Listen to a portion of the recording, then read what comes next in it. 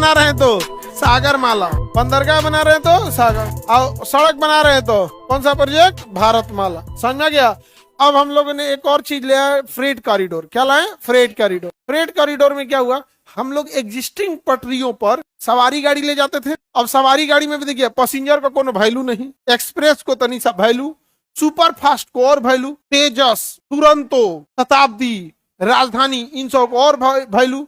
तले को कूदल है वंदे भारत, सब हटो, हम दौड़ तो खाली। अरे तुमरे दादा का है पटरिया, पैसेंजर उसेंजर कौन, हम दौड़ तो खाली, हम महंगा ट्रेन है ना। ओकरा जबरदस्ती सहबलिया बनीले है सब। जैसे बारात में सहबलिया क्या है, कुछ नहीं। अरे बारात में एक दूल्हा होता है, बाकी सब बाराती है, लेकिन सहबलिया को एगो जबरदस्ती तनी सहबलिया एगो बस चमेली का माला पहना देना हो गया। सहबलिया का पहचान कौन चीज है, एगो चमेली का लाल माला पहना दिया जाता है, पहचान हो गया। क्या है ये, सहबलिया यहाँ पर। तो इसी पटरी पर इतना लोड है, इतना लोड है। अब उस पे से निकलेगी मालगाड़ी, सवारी ढोक, ये वाली गुड्स ट्रेन है, उसका कोई माई बाप नहीं, ऐसे ही छोड़ दिया है। दो दिन तक बेचारा एक के प्लेटफॉर्म पे पड़े रह जाते हैं। देखते हैं अब जब मनमोहन सिंह थे तो उनके सामने जब प्रोजेक्ट गया तो अभी मोदी जी उसको बहुत स्ट्रिक्ट टाइमली कर दिए। अब वो क्या है, वो एक अलग पटरी बिछाई जा रही है, अलग रूट से जाएगी। कहना है कि सवारी गाड़ी को ना शहर से जाना है, मालगाड़ी तो वैसे भी शहर से बाहर निकलती है। ट्रांसपोर्ट नगर शहर के अंदर ही नहीं होता, शहर के बाहर होता है। तो उन्होंने क्या किया ना, एक लुधियाना से, पंजाब के लुधियाना से एक ट्रेन की पटरी बनाई गई कलकत्ता के दानकुनी तक। इसका नाम रह गया फ्रेट कॉरिडोर। क्या रह गया, डेडिकेटेड फ्रेट कॉरिडोर। डेडिकेटेड मतलब समर्पित, फ्रेट मतलब मालगाड़ियों के लिए, कॉरिडोर मतलब रास्ता। तो डेडिकेटेड फ्रेट कॉरिडोर दे दिया गया। अब यहां से वहां तक ट्रेन के लिए ना, अब सारी मालगाड़ी इस पे से हटा दी जाएगी। 2 साल बाद देखना सब उस पे चली जाएगी, इस पे कोई नहीं। 900 का, अच्छा मालगाड़ियों के लिए क्या है, पटरी जो होती चाहिए बहुत ज्यादा मजबूत होनी चाहिए, बहुत लोड लेके चलती है। सवारी गाड़ी में कौन सी लोड है, आधा ट्रेन में खाली रहता है, आदमी के ऊपर आदमी नहीं ना रहता है जी, लेकिन वहां बोरा के ऊपर बोरा, ओकरा ऊपर बोरा, समझिए कितना ज्यादा रहता है। आप यहाँ बैठे हैं, ऊपर से पूरा एरिया खाली है, लेकिन यही गोदाम रहता तो पूरा एरिया खाली नहीं रहता। समझ में आ रहा है कि नहीं आ रहा है। तो यहाँ डेडिकेटेड फ्रेट कॉरिडोर बनाया गया। और दूसरा यहाँ पे ये एक यहाँ बनाया गया मुंबई से यहाँ पर दादरी तक। गाजियाबाद में एक जगह है दादरी, उत्तर प्रदेश के गाजियाबाद के पास है जगह, नाम क्या है, दादरी। तो इसका भी नाम रखा गया डेडिकेटेड फ्रेट कॉरिडोर। अब अंतर बस ये पूरब दिशा में जाता है तो इसका नाम है EDFC, eastern dedicated freight corridor. और इसका नाम है वेस्टर्न डेडिकेटेड WDFC। तो वेस्टर्न डेडिकेटेड फ्रेट कॉरिडोर और वो है ईस्टर्न डेडिकेटेड फ्रेट कॉरिडोर। और इसमें वैकेंसी भी आ रही है, इसमें ड्राइवर भी है, टेक्नीशियन भी है, सब भी है। इसका प्राइवेट वैकेंसी आती है, कहती है रेलवे के अंडर में नहीं रहेगा। इसमें जाइएगा तो ये डेडिकेटेड कॉरिडोर का ड्राइवर भी है, उसका भी लोको पायलट है, लेकिन वो कहता है कि ना ये रेलवे के अंडर में नहीं देंगे, उसके लिए एक अलग कंपनी बना दिया ताकि एक दे देंगे तो नौटंकी हो जाएगा। समझ में आ गया कि नहीं आ गया, किसी को दिक्कत। अभी देखिए DGCA कह रहा है इंडिगो के पायलट को आराम चाहिए, ट्रेन के लोको पायलट को तो धुन के चलवा रहा है रात भर, आंख बहुत चढ़ गई है, मारे मुगल सराय, अरे बाप, वो कलकत्ता से ला रहे ट्रेन। कभी सोचे उस ड्राइवर पे क्या बीतता होगा, खींच के ला रहा है कलकत्ता से मुगल सराय, 6 घंटा सोया, सुबह सोया, फिर उसको कहते गाड़ी लेके जाओ पटना, फिर ट्रेन के इंजन में बैठेगा बेचारा, प्रणाम करते हुए बैठेगा इंजन में, खींच के ले आएगा पटना, दानापुर में मार देगा भैकू। उसके लिए बड़ी झमेला का चीज हो जाता है। DFC समझ में आ रहा है कि नहीं आ रहा है, किसी को दिक्कत। EDFC and WDFC। अच्छा इसके लिए क्या है, तो इसमें सवारी रखिएगा तो यहाँ पर लॉजिस्टिक पार्क बनाना पड़ेगा। जैसे ये पटना शहर है तो लॉजिस्टिक पार्क बनाने के लिए जहां से ये गुजरेगा उससे थोड़ा दूरी पे एक एरिया ले लिया जाएगा, 100 एकड़ 200 एकड़, गांधी मैदान बराबर बड़ा सा एरिया 100-200 एकड़ का ले लिया जाएगा। अब उसमें क्या किया जाएगा, लॉजिस्टिक पार्क बना दे। इलेक्ट्रॉनिक सामान यहाँ रखो, कपड़े वगैरह यहाँ रखो, फल सब्जियां यहाँ रखो, हैवी केमिकल को इस साइड में रखो। जानवर को अगर ट्रांसपोर्टेशन करना है, जैसे मान के चलिए किसी को 100 गाय खरीदनी है गौपालन के लिए, तो कहां से खरीदेगा, उसके लिए एक एरिया होना चाहिए। कोई जानवर भेज रहे हैं, जैसे कुछ लोग कुत्ता बिल्ली, सब अलग अलग टाइप का लॉजिस्टिक पार्क में एरिया डिसाइड हो जाता है। अब आपको पहुंचाना है वहां, वो रख दीजिए, रसीद कटवा दीजिए, अब आपका काम खत्म। अब लॉजिस्टिक पार्क से उठाएगा और रख दे। एयरपोर्ट पे क्या होता है, ऐसे ही तो होता है, आप अपना लगेज जमा करते हैं, आपको पता ही नहीं चलता है कहाँ लगेज गया आपका, वहाँ लगेज ड्रॉप होता है, वहां पे बस अपना लगेज ड्रॉप कर दिया, आपको जाइए काम कर, टिकट लेगा, टिकट के नाम पर PNR नाम पे डाल देगा, यहाँ पे आपका लगेज आ जाएगा। यहाँ पे आप मुंबई एयरपोर्ट पे कहाँ है कहाँ, उससे मतलब नहीं है, आपका लगेज आपके साथ आगे। समझ में आ रहा है कि नहीं आ रहा, किसी को दिक्कत। तो लॉजिस्टिक पार्क क्या होता है, समझ में आ गया। बड़े लेवल का एक पार्क होता है जहां आप मैन्युफैक्चरिंग चीजों के पास रहते हैं, जहां किसी चीज को ले आके मंगा सकते हैं, लॉजिस्टिक पार्क हो जाता है। अब जैसे मान के चलिए यहाँ लॉजिस्टिक पार्क हो गया, अब आप कलकत्ता से मंगाए हैं 20 टन फूल ले आके यहाँ लॉजिस्टिक पार्क में रख देगा, जाओ यहाँ पे। अब वो लॉजिस्टिक पार्क वाला का झमेला है कि किसका सामान है, वो ले गया नहीं ले गया उससे मतलब नहीं, वो समझिए डंपिंग जोन है, उतारा फेंक दो या लॉजिस्टिक पार्क में ले जाओ, समझिए वो गोडाउन है बहुत बड़ा, बट सिस्टमेटिक रहता है। अब वो जो केमिकल वाली चीज है उसको वहां हेजार्डस चीज को अलग रखेगा, कोई चीज खराब होने वाला है वहां एसी का टेम्परेचर मेंटेन रखेगा। अब बताइए वही फूल अगर रेलवे स्टेशन पे उतार दे, गर्मी पड़ेगा, बकरी खा जाएगी, गायों में खा जाएगी, आदमी देखेगा नोच के लेके चल जाएगा, रेलवे कर्मचारी अपन माला पहन लेगा, अरे फूल ले लो फूल, नहीं समझ में गया तो। लेकिन लॉजिस्टिक पार्क बन जाएगा तो ऐसा नहीं होगा, जिस चीज को जितना टेम्परेचर चाहिए उसको उसी लॉजिस्टिक पार्क के उसी सेगमेंट में ले जाएगा यहाँ पे। तो ये बहुत जरूरी होता है लॉजिस्टिक पार्क, समझ में आ रहा है कि नहीं आ रहा है? जैसे अगर आप पेट्रोलियम ले जा रहे हैं तो उसका अलग हो जाएगा, समझ में आ गया? लॉजिस्टिक पार्क में कोई दिक्कत? डीएफसी, सागरमाला, भारतमाला सब समझ में आ रहा है? सागरमाला समझ में आ गया? डेडिकेटेड फ्रेट कॉरिडोर समझ में आ गया? डेडिकेटेड फ्रेट कॉरिडोर से सबसे बड़ा फायदा क्या है कि वो पटरियां बड़ी मजबूत हैं, बहुत ही मजबूत है।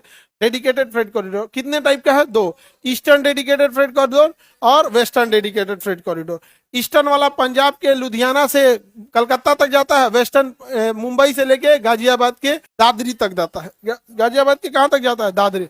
लॉजिस्टिक पार्क समझ में आ गया ना, बहुत बड़ा होता है। लॉजिस्टिक पार्क में क्या है, रेलवे से कनेक्टेड रहता है, सड़क से कनेक्टेड रहता है, थोड़ी ही दूर पर एयरपोर्ट भी रहता है। एयरपोर्ट में ले जाकर लॉजिस्टिक पार्क थोड़े घुसा देंगे जी, थोड़ी दूरी पे रहता है तो वो क्या हो जाता है? लॉजिस्टिक पार्क होता है। और इसमें डेडिकेटेड फ्रेट कॉरिडोर में लॉजिस्टिक पार्क को हवाई जहाज से, सड़क से, रेलवे से, जल मार्ग से, सब जगहों से ऐसा रखा जाता है कि कनेक्ट हो सके। उसकी सड़कें भी क्या रहेंगी? चौड़ी रहेंगी। आम पब्लिक को बनाने वाली सड़कें उतनी मजबूत नहीं होती हैं, बल्कि वो स्मूथ होती हैं, लेकिन जिसपे ट्रक चलता है वो सड़कों को बहुत हैवी बनाना पड़ता है। आपके गांव में 5 दिन अगर लगातार ट्रक घुस जाएगा तो गांव का सब सड़क तोड़ देगा कि नहीं तोड़ देगा? तो भैया लॉजिस्टिक वालों के लिए अलग सड़क बना दो। अब आप कॉमन सड़क बनाइएगा तो उसी पे लॉजिस्टिक भी जाएगा, उसी पे पब्लिक भी जाएगा, तो एक्सीडेंट का डर बढ़ जाएगा, अब बिना मतलब का जाम लगेगा। तो आप पब्लिक वाला सड़क नॉर्मल बनाइए और ट्रक वाला अलग बना दीजिए वहां पे, उससे पब्लिक का जाम भी नहीं लगेगा और एक्सीडेंट का डर भी नहीं रहेगा। नहीं तो ट्रक वाला कचारता है तो फोड़ देता है, सब पानी पूरी की तरह एकदम फोड़ फाड़ के रद्द कर देगा। डेडिकेटेड फ्रेट कॉरिडोर को अंग्रेजी में क्या कहेंगे? डीएफसी। क्या कहेंगे? DFC, D. इसमें डबल डेक, इसमें एक ही ट्रेन के ऊपर डबल डबल मालगाड़ी लाद सकते, देखिए दिख रहा है, ये लगेगा इंडियन रेलवे है, लेकिन ये ना डीएफसी के अंतर्गत में लेके जाता है। अब ये अपने यहाँ नहीं आ पाएगा ये वाले रूट पे, उसका रीजन क्या है? टूर देगा पटरी है। कहाँ जाता है? कहाँ पे चलता है? राजस्थान में चलता है। अरे बेवकूफ, राजस्थान में नहीं चल रहा है, वो डीएफसी वाला है। राजस्थान में डीएफसी बन चुका है। इधर गया जी ये, राजस्थान में डीएफसी आधा रेडी हो चुका है, राजस्थान गुजरात वाला। Western dedicated freight corridor already चालू हो चुका है। अब इसमें क्या है, जो ओएचई है, overhead the equipment, OHE wire बोलते हैं, उसकी हाइट जानबूझ के ज्यादा रखी गई है। ज्यादा नहीं रखेंगे तो डबल स्टेक कंटेनरवा तूर देगा। ये ट्रेनवा को तुम पटना लेके आओ, पकोट के ऊपर वाला सब तार और लेके चल जाएगा, क्या ले सोचा तो नहीं, तो ले गए हम तो यहाँ पे। लेकिन सोचिए एक साथ दुनिया का काम किया कि नहीं किया यहाँ पे। और इसके देखिए पेंटोग्राफ को कितना ऊंचा ले गया है, दिख रहा है, पूरा दम लगा दे, एकदम दूना नहीं एड़ी उठा देता है, बिजली मिलना चाहिए आप वहां से। इसके जो मालगाड़ियां, जो लोड कैपेसिटी है बहुत हैवी बनाई गई है। और जो इसका रेलवे प्लेटफॉर्म बनाया गया है वो पैसेंजर के हिसाब से नहीं बनाया गया है, बनाया गया इस हिसाब से कि रेलवे प्लेटफॉर्म के ऊपर ट्रक घुस जाए, समझा गया। और इसका प्लेटफॉर्म जो है ना उसी हिसाब से बनाया गया कि इससे सामान सीधे ट्रक में आ जाए, इसके बगल में ट्रक आए तो पैरेलल आ जाए, क्रेन आके उतार दे। तो हम लोग का प्लेटफॉर्म हम लोग के हिसाब से बनाया जाता है, कुर्सी देगा, पानी पीने का देगा, बाथरूम देगा, वेटिंग रूम देगा, स्क्रीन देगा। आपकी ट्रेन 4 दिन लेट है उसमें आदमी पढ़ता है, नहीं समझा। इस सब का अलग अलग सिस्टम होता है। इसका सिस्टम क्या है? अलग है, अलग ही सिस्टम बना है। इसका रेलवे प्लेटफॉर्म 3 किलोमीटर लंबा बनाया, हम लोग का प्लेटफॉर्म है, प्लेटफॉर्म में भी नहीं आएगी, आधा बाहर रह जाएगा। तो प्लेटफॉर्म के अंदर आना जरूरी है, वरना पीछे आने वाली ट्रेन ढकेल देगी उसको। ये सब बना दिए गए यहाँ पे। वेस्टर्न डेडिकेटेड फ्रेट कॉरिडोर जो हरियाणा, राजस्थान और गुजरात साइड में है वो 90% कंप्लीट हो चुका है, 90%।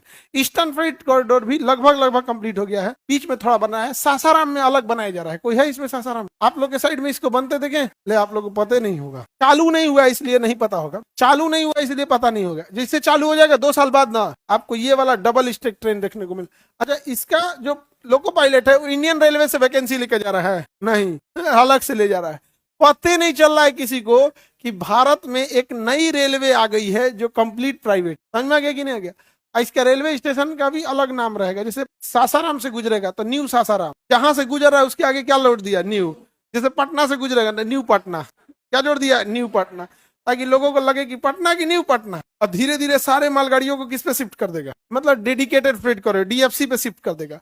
तो अपने यहाँ से मालगाड़ियों का लोड हट जाएगा तो थोड़ा कंजेशन कम होगा, फिर वंदे भारत फिर दौड़ेगी। आप गौर करके देखते होंगे कि इधर डेडिकेटेड फ्रेट कॉरिडोर बड़ी तेजी से चल रहा है, तो जो पटरियों का जो स्लॉट खाली होगा वंदे भारत दौड़ाने की तैयारी चल रही। दुनिया मैगलेव ट्रेन पे जा रही, हम लोग क्या चला रहे हैं, वंदे भारत।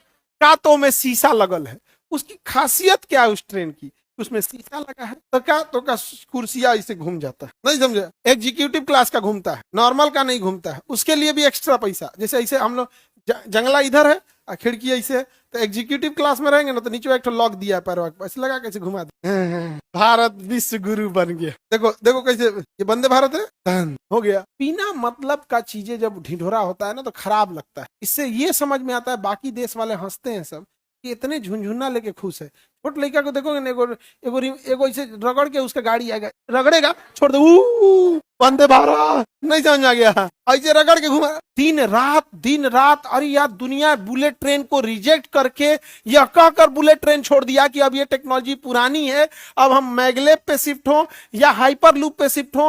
और आज हम लोग 110 की स्पीड में चलने वाली वंदे भारत, पूरा एवरेज निकाल के रेलवे से पूछिएगा, रेलवे डिपार्टमेंट, आपके वंदे भारत की स्पीड 130 और एवरेज स्पीड 110, जबकि हम लोग एक्सप्रेसवे पे गाड़ी चलाए 120, और वो 120 लिमिट नहीं तोड़े हैं, 120 परमिसेबल है। 120 बाइक नहीं चलाना चाहिए, नहीं चलाना चाहिए। 2 चक्का है ना, फिसलेगा तो समझ में नहीं आएगा। 4 व्हीलर में एटलीस्ट क्या है ना कि लोड ज्यादा है और 4 चक्का है, इधर उधर होगा तो संभाल लेगा। दिल्ली मुंबई एक्सप्रेसवे पर वंदे भारत को 4 व्हीलर पीछे कर देता है, और ये हम ही नहीं कर रहे हैं, ये रियलिटी है, हम खुदे चलाए हैं। 120 तो नॉर्मल स्पीड है, उस पे अलाउ मतलब मैक्सी परमिसेबल है, अलाउ है कि 120 पे आपका चालान नहीं कटेगा, 120 पे चालान नहीं कटेगा। तो उसमें कई ठो, जैसे हम लोग तो कभी कभी गाड़ी चलाने वाले जो ढीठ ड्राइवर हैं वो देखते हैं कैमरा नहीं लगा तो 140 दबा देते हैं, जो प्रोफेशनल ड्राइवर है।